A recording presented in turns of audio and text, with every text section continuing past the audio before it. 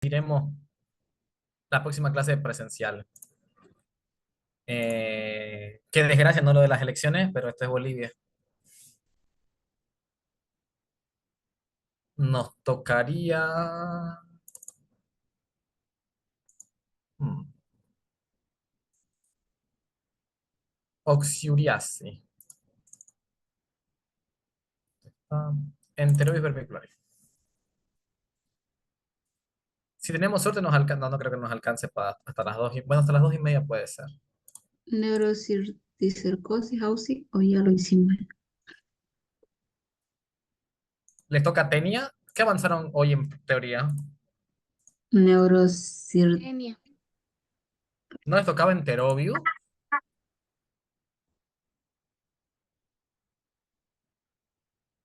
Bueno, ¿saben qué? Se las creo. La siguiente clase avanzamos enterobius. Voy a pasar con las tenias. De que son intestinales, no tiene sentido, honestamente. Falta enterobius y falta triquinella spiralis. Van a ver triquinelosis.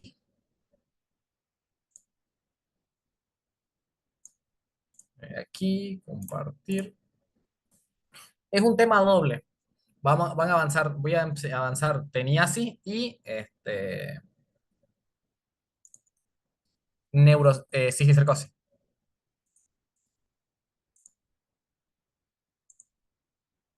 Chucha, ¿no carga? Ahora sí.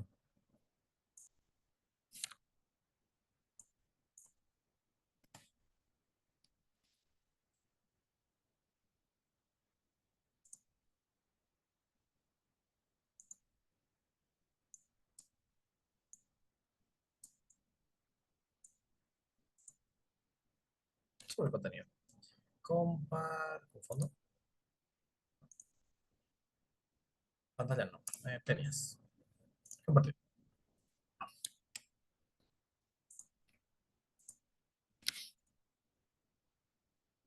¿Pueden ver la pantalla? Sí, Ausi sí, se ve. Hausi. Ok. Voy a cerrar esto. Aquí. Aquí.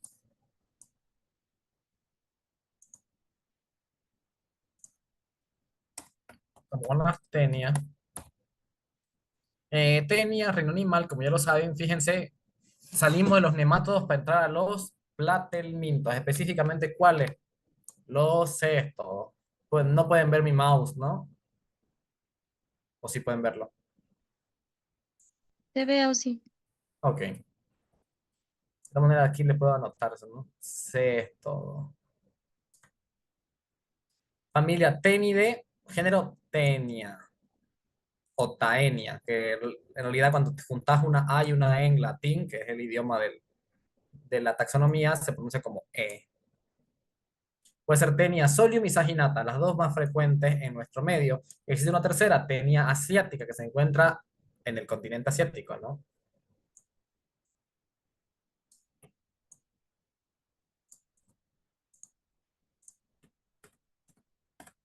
Va. La teniasis producida por Tenia solium y saginata, transmitida por fecalismo y carnivorismo. Fecalismo de los animales, carnivorismo nuestro. Es muy importante esta diferencia porque cuando hablemos de cisticercosis, es transmitida por fecalismo humano u otros medios menos conocidos. En el caso de la cisticercosis, el causante que es la larva o cisticerco de Tenia solium.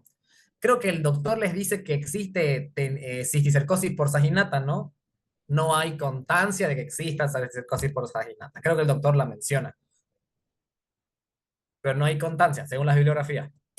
En cambio, en la teniasis, la infección es producida por el adulto, la forma adulta. Entendido esa diferencia, ¿no? Para empezar.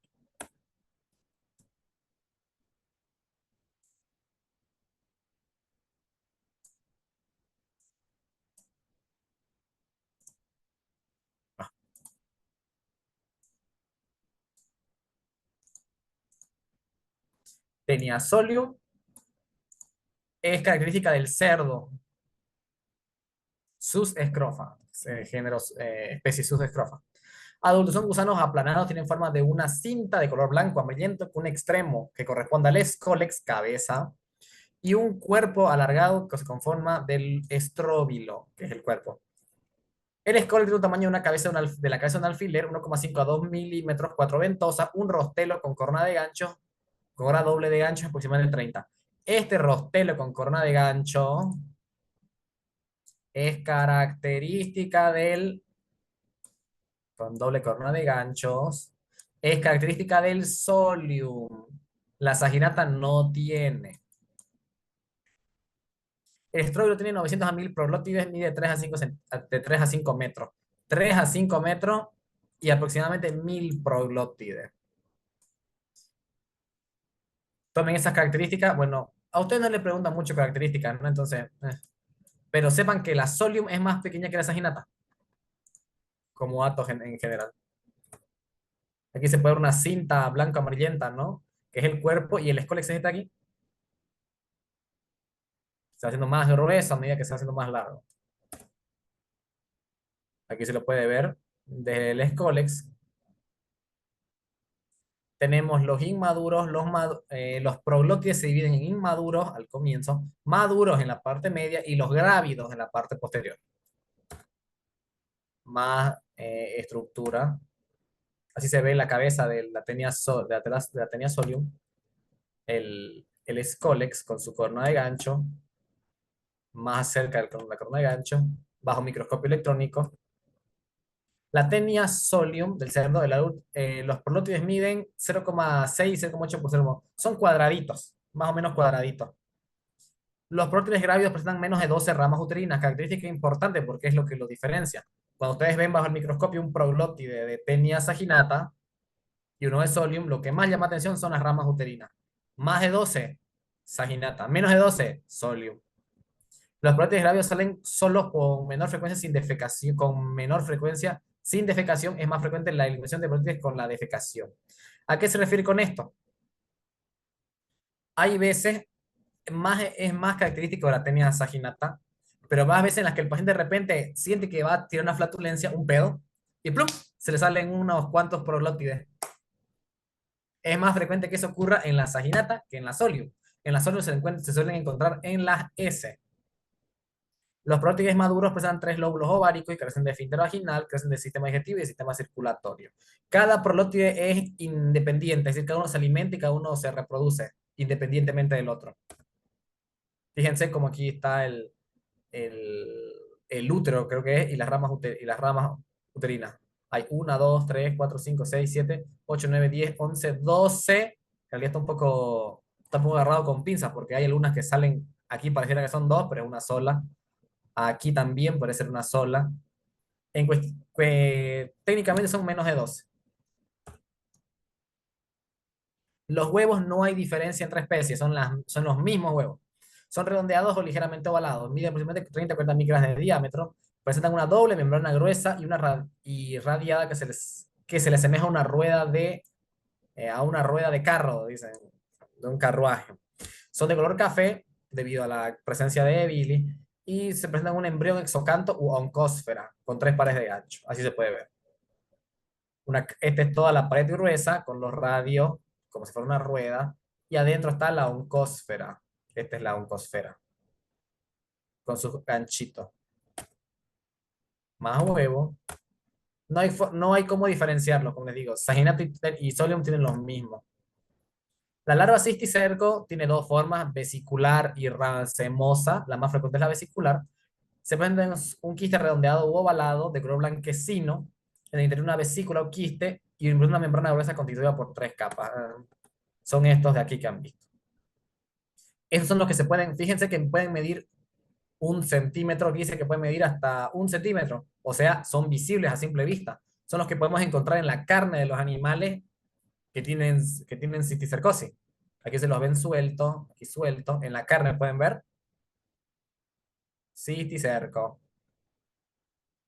Si nosotros consumimos esa carne con los cisticercos, nos infectamos de teniasis, ¿ok?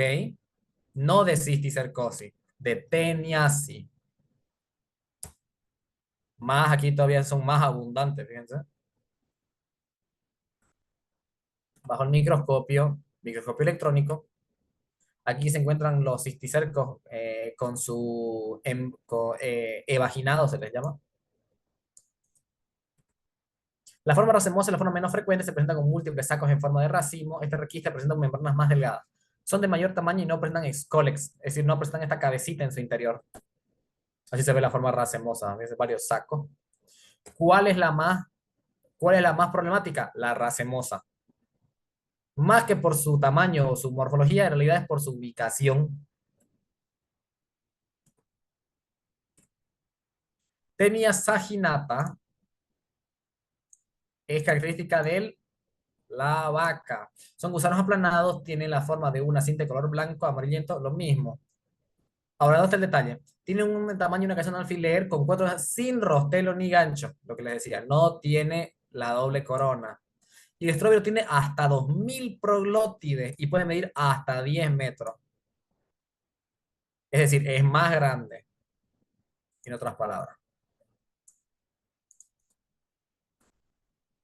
Tenía saginata, su escólex, las cuatro ventosas, no tiene la corona de ganchos en medio.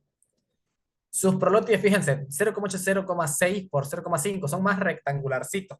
No son cuadrados, son más rectangulares. Los gravios presentan más de 12 ramas uterinas, lo más característico. Los prolótides gravios se eliminan por el ano con más frecuencia y salen espontáneamente, a lo que les mencionaba. El paciente puede sentir una flatulencia que la elimina y salen los prolótides. Los prolótides maduros presentan dos lóbulos ováricos, bla, bla, es lo de menos. Aquí fíjense cómo se ven las más de 12 ramas uterinas. Muchas más. Huevos igual, son redondeados, ligeramente ovalados, doble membrana, con el embrión exocanto, no hay diferencia. El cisticerco de tenía similar al de la tenia solium, pero no tiene engancho en su escólex. El cisticerco de tenia solium no produce cisticercosis en el hombre. Si yo les preguntase cuál es la tenia que produce cisticercosis, ¿qué me responden?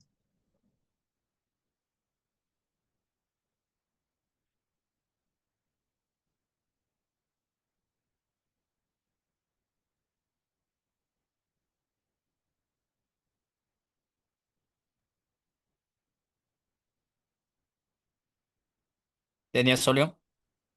Eso, solo la tenia solium produce cisticercosis, que les quede claro. Perdón. Aquí podemos ver un cuadro comparativo. Escole, cuatro ventosas sin ganchos, cuatro ventosas de rostelo con ganchos, solium, huevo, embrióforo estriado radialmente, embrióforo estriado radialmente, es decir, son iguales. No se pueden distinguir las dos especies por su huevo. Segmento maduro, ovario, testículos, segmento grávido, esto es. Ramas uterinas de 15 a 30, es decir, más de 12. Por otro lado, la solium suele tener de 7 a 10, aquí dice 7 a 12, es decir, menos de 12.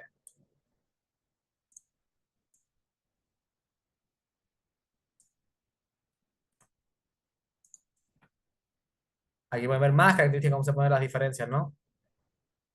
Saginata, solium. Y este es el ciclo de vida. Empezamos por tal que aquí. El ser humano es el que defeca los huevos de Taenia solium. Es el único que lo defeca. O bueno, es el huésped definitivo. En otras palabras, es el huésped definitivo. En la teniasis, el cerdo come alimento con sus excretas, se infecta, va a sus tejidos y nosotros comemos los cisticercos en los tejidos del chancho, nos da teniasis. Si por algún casual nosotros consumimos esos huevos que elimina, ya sea vos mismo u otra persona, por mala higiene, etcétera, etcétera, nos da cisticercosis. Los cisticercos que deberían estar en el chancho aparecen en nosotros. Pero eso ocurre por ingestión de huevo. La teniasis ocurre por ingestión de cisticerco. No se olviden, muy importante. Aquí pone el hombre adquiere el parásito adulto al comer carne de cerdo infectada con el cisticerco cruda o mal cocinada. El cisticerco da origen a la tenia adulta en el intestino delgado. Los protozoos rápidos salen en las materias fecales en pequeñas cadenas. Los huevos se liberan en el medio ambiente. El cerdo se infecta al ingerir huevos y prolótides. Los cisticercos se desarrollan en los músculos del cerdo. Eso es la teniasis. Los huevos del medio ambiente son también infectantes para el hombre. Las personas que ingieren estos huevos son alimentos, aguas o de sus propias manos. Los huevos dan origen a larvas en el intestino delgado, las cuales migran a la circulación a diferentes vísceras. Así se forman los cisticercos. Cisticercosis. Pueden ver lo más característico. Este es el ciclo de vida de la cisticercosis, ¿no? O de la tenias. A ver. Sí,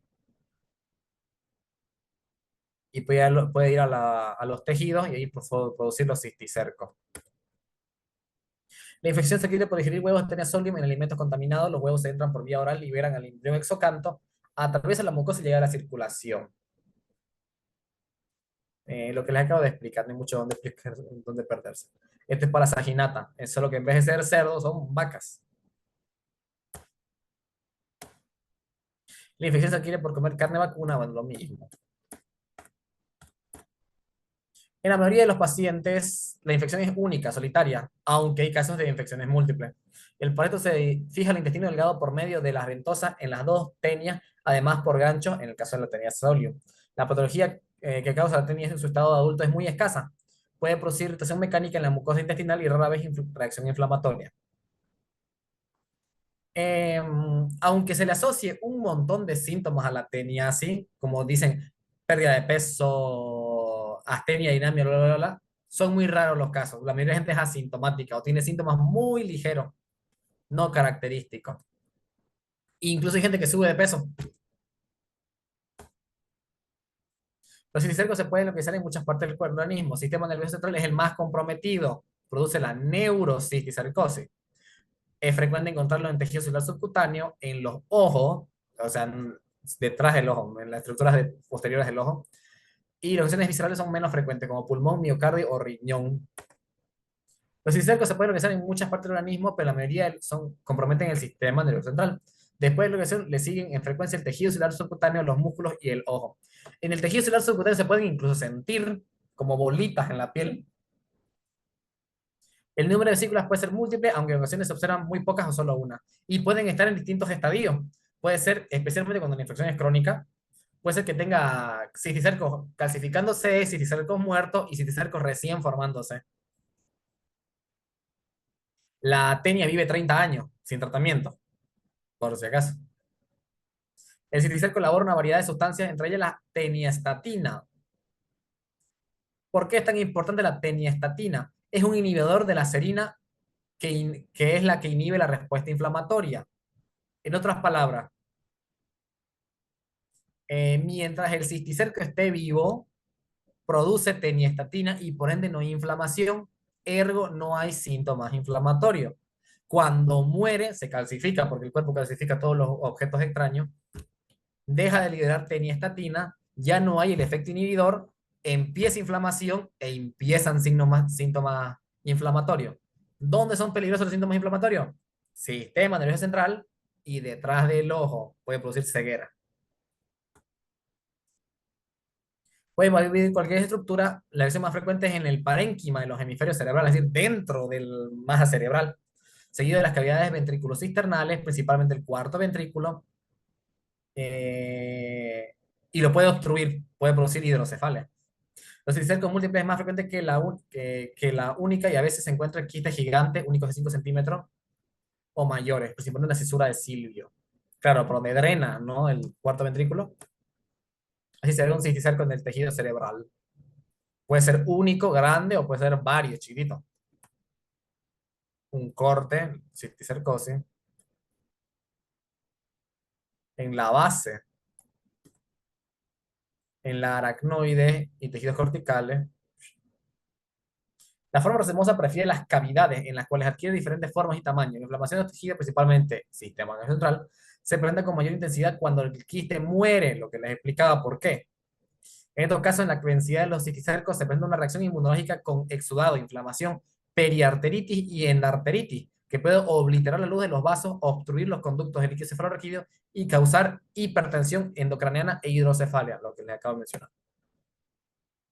Algunas lesiones producen lesiones de los pares craneanos, meningitis en aquellas que ocurren en las meninges, puede haber cisticercos meningeos, Si está comprometida, el aracnoides puede afectar los pares craneanos de la base y contribuir a la obstrucción del líquido cefalorraquídeo.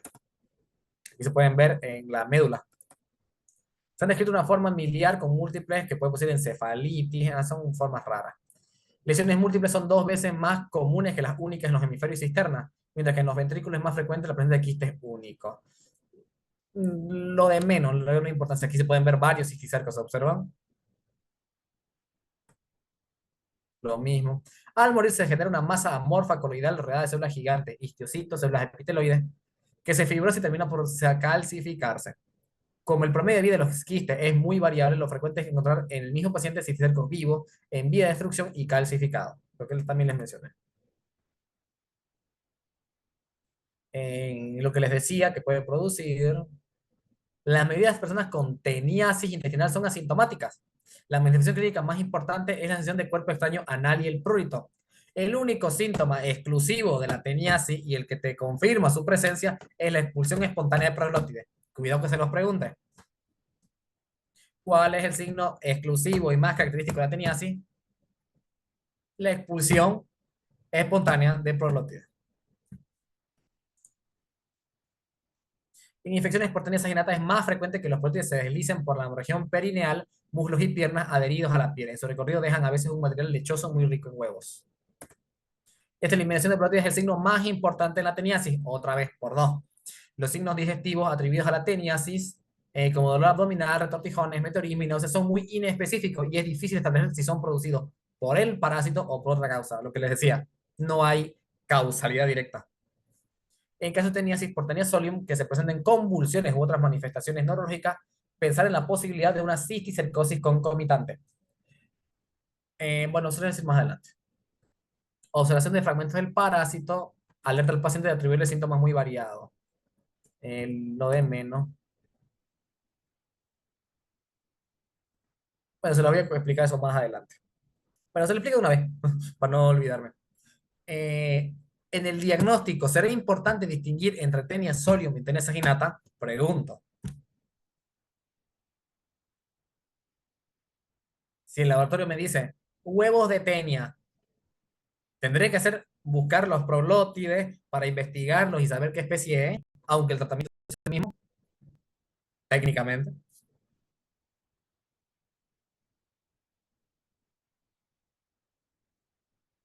Pregunto.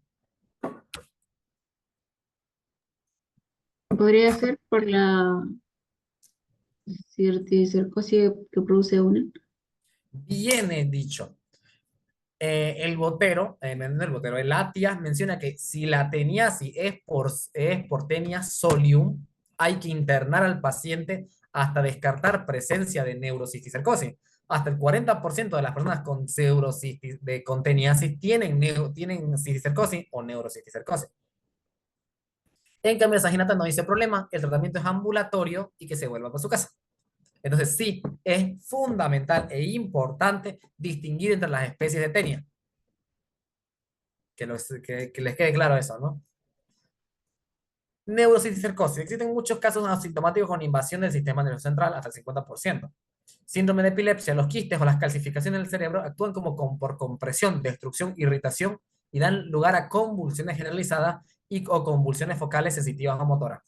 En los países en vía de desarrollo, paciente relativamente joven o adulto joven, es decir, alrededor de los 40 años, que presenta convulsiones sin causa aparente, o sea, sin registros anteriores de causa o de convulsión,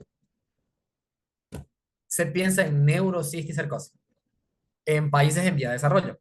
En países desarrollados, lo primero que se piensa es tumor cerebral.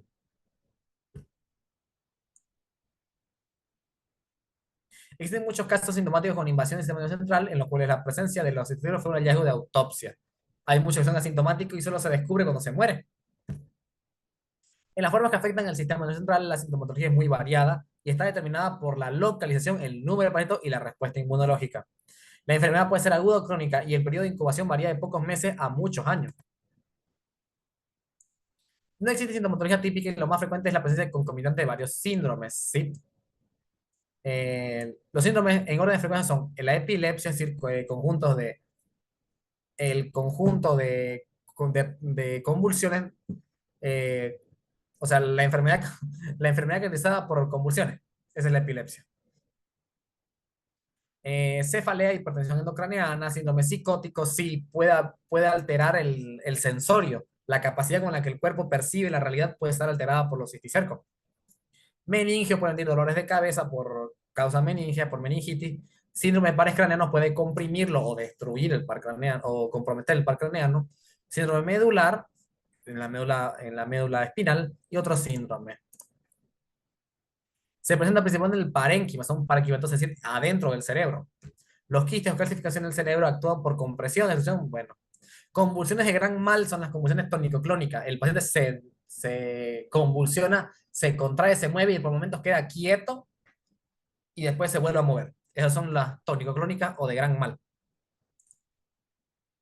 Las circunstancias calcificadas, especialmente de corteza cerebral, producen frecuentemente convulsiones de tipo gran mal, lo que les he mencionado. En su interior, fase tónica es una tónico-clónica. Ambas fases se producen. Tónico-clónica. La epilepsia es generalmente la presión tardía, más común después de los 20 años. 30, 40 años, un paciente con esa edad que tenga síntomas de convulsiones en este país, pensar en neurocisticercosis. De notarse que la epilepsia se puede presentar en neurocisticerco activa con quiste vivo o inactiva con quistes calcificados. La evolución de la epilepsia es mejor en pacientes que han sido tratados con los antihelmínticos efectivos que en los no tratados. Es decir, mejor si deben ser tratados con antiparasitarios, en otras palabras. Cefalea, náuseas, vómito, diplopía, papiledema, ceguera si afecta el nervio óptico, edema cerebral. Quiste en la región posterior. Esto es lo de menos, no quiero complicarlo con eso. Síndrome paranoide puede afectar, los pares más afectados son el óptico, el segundo par, oculomotores, tercer y auditivo, octavo par. Oculomotores se refiere a todos los oculomotores, 3, 4 y 6. Y puede producir alteraciones, ya sea cuando afecta el tercer par, recuerden que lo inerva el elevador del párpado, lo inerva el tercer par, se le puede caer. Tosis palpebral unilateral. Y los movimientos pueden estar alterados si afecta cualquiera de los pares. Más raro.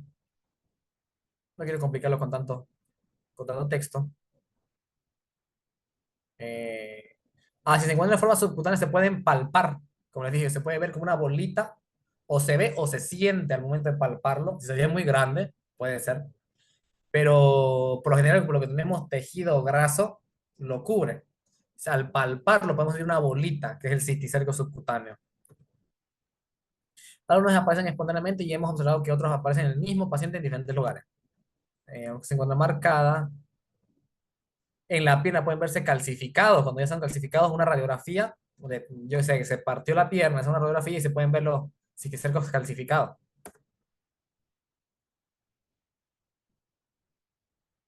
El globo ocular es el segundo más frecuente, es único y unilateral. Y aquí se puede ver el corte. Puede afectar la retina y puede causar pérdida de la visión, ¿no? Su tratamiento es extraer al parásito.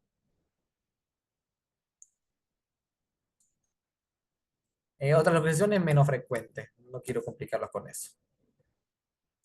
Diagnóstico de la teniasis. Se hace principalmente por el examen macroscópico de las proglótides, lo cual permite diferenciar las dos especies. Otra pregunta.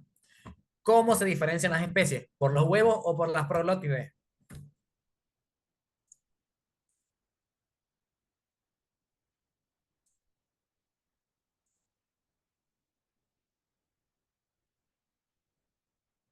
Proglótides, no se lo olviden nunca.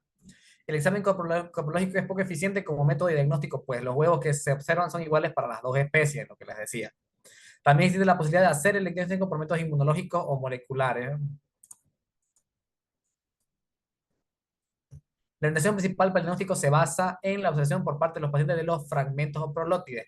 El paciente dice, a mí doctor, lo que me salió de repente, un proglótide.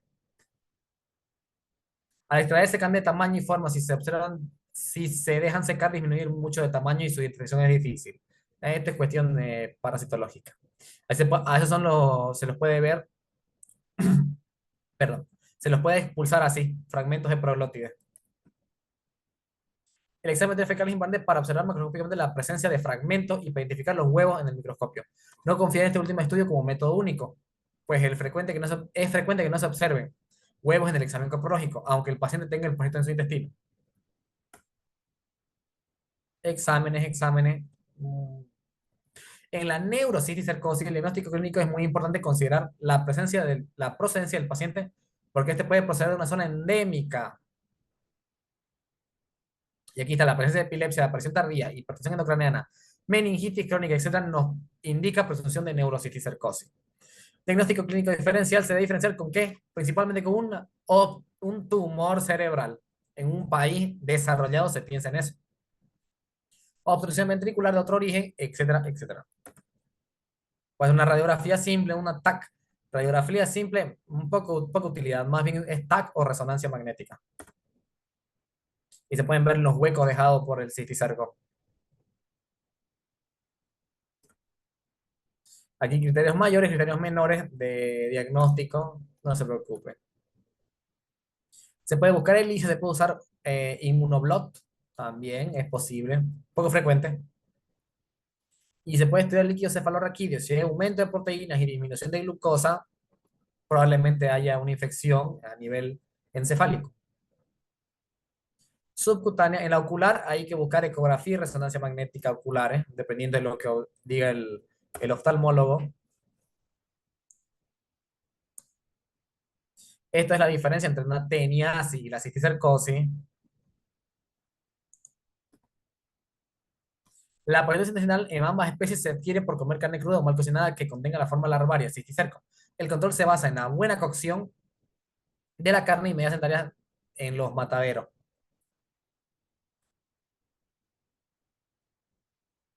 ¿Cuál creen que es más frecuente, la tenia sólida o la tenia saginata?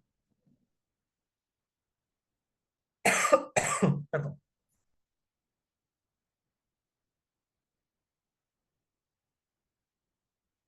Pregunto.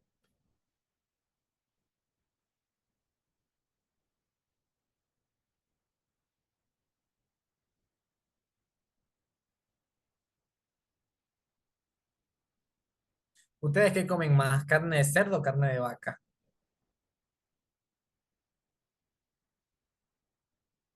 De vaca. Es más frecuente la cisticercosis por tenia saginata, por la costumbre de comer más carne de res. Aunque en el campo, aunque según estudios en el campo, la prevalencia es más o menos igual, tanto de saginata como de solium. Bueno, esto me parece curioso. La prohibición de consumir carne de cerdo entre los judíos y musulmanes, así como de ganado vacuno entre los hindúes, hacen que la tenia solium y saginata, respectivamente, sean menos frecuentes entre los practicantes de estas religiones. Claro, si no consumís carne, no tenés cómo contagiarte, ¿no? Esto ya lo saben. Estudios, epidemiología, la prevención, que no hay mucha importancia en eso, honestamente. Ah, sí. Se puede matar al cisticerco o cociéndolo o congelándolo por 3 días a menos 20 a menos de 20 grados o 4 grados por más de un mes. A menos 20 grados, perdón. Oye, me confundí. Por un mes a 4 grados Celsius o por 3 días a menos 20 grados Celsius. Es en los casos en los que hay costumbre, dependiendo de dónde sea o de la cultura, que le gusta comer carne cruda. Entonces, si querés consumirla cruda, tenés la opción de la congelación.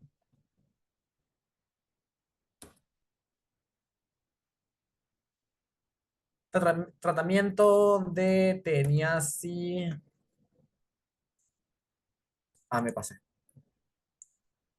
Praziquantel es la opción de elección. Es dosis única, eh, se toma una sola vez, no es necesario una segunda dosis, a menos que se observe que el paciente sigue expulsando proglótides. No tiene efectos teratogénicos, es decir, se lo puede dar a la mujer embarazada. Viene en tabletas de 600 miligramos y la dosis, la curación es alrededor del 100% para ambas tenias. Y se requiere dosis única de 5 a 10 miligramos por kilo. Si pesa 60 kilos, 10 miligramos dosis máxima, 600 miligramos, una tableta. Por eso es que desde que se utiliza el praziquantel, es el tratamiento de elección para la teniasis, siempre. Incluso el segundo, la, la niclosamida, también es muy buena, todo lo demás y todo lo que ustedes quieran. El problema, pues tiene que repetirse la dosis. El praziquantel es dosis única, por eso que se prefiere siempre ese.